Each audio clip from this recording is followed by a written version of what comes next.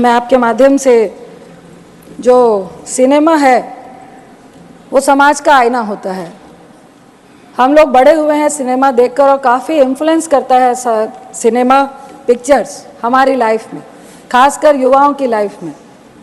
आजकल कुछ इस तरह की पिक्चरें आ रही हैं, अगर आप कबीर से शुरू करें, पुष्पा से शुरू करें, और अभी एक एनिमल पिक्चर चल रही है। मैं आपको कह नहीं पाऊंगी कि मेरे बेटी के साथ भी बहुत सारी बच्चियां थी जो कॉलेज में पढ़ती हैं, सेकेंड ईयर में पढ़ती हैं। आधी पिक्चर में उठ के रो के चली गई कि इतनी आखिर हिंसा और इतना वायलेंस और महिलाओं के साथ डिसरिस्पेक्ट को जस्टिफाई करना पिक्चरों के द्वारा, मुझे लगता है कबीर में जिस तरह वो अपनी वाइफ को ट्रीट करता है और इस मूवी में जिस तरह से वाइफ को ट्रीट करता है और लोग और समाज और पिक्चर भी उसको जस्टिफाई करते दिखा रही है, ये बहुत ही सोचनीय विषय है। दूसरा, युवाओं पे सभापति जी बहुत सारे ऐसे एग्जाम्पल्स हैं कि इन पिक्चरों का, इन वायलेंस का और गलत नेगेटिव रोल को हीरो की तरह पेश करने में हमारे आज के खासकर 11वीं और 12वीं के बच्चे इनको रोल मॉडल मानने लगे हैं। कई इस तरह की हिंसा हमें समाज में देखने को मिल रही है, जो एग्जाम्पल और जो उदाहरण वो पिक्चरों से लेकर आते हैं।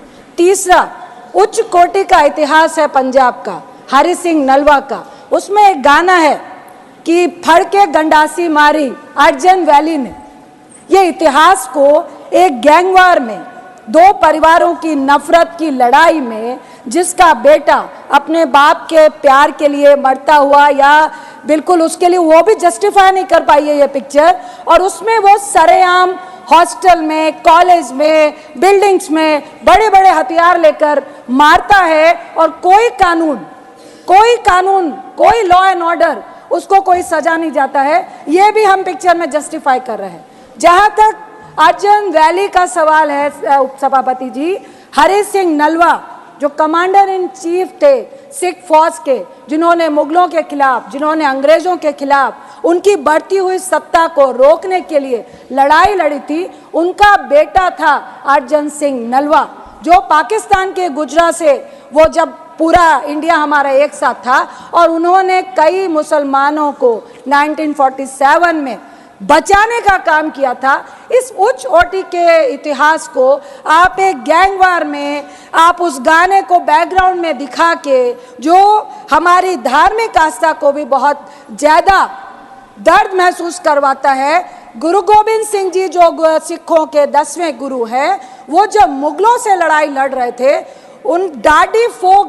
एक डाडी फोक होता है जिसके तहत आप एक फोक सॉन्ग के तहत अपनी फौज को जोश पैदा करते हैं। सर, मेरा एक ही सवाल है, 30 second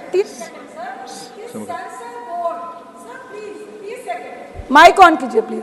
sir, thank you sir. Sensor board ऐसी पिक्चरों को बढ़ावा कैसे दे रहा है और किस तरह से ऐसी पिक्चरें पास होके आती हैं जो हमारे समाज के लिए बीमारी है? ऐसी पिक्चरों का कोई भी स्थान हमारे समाज में नहीं होना चाहिए। बहुत बहुत धन्यवाद।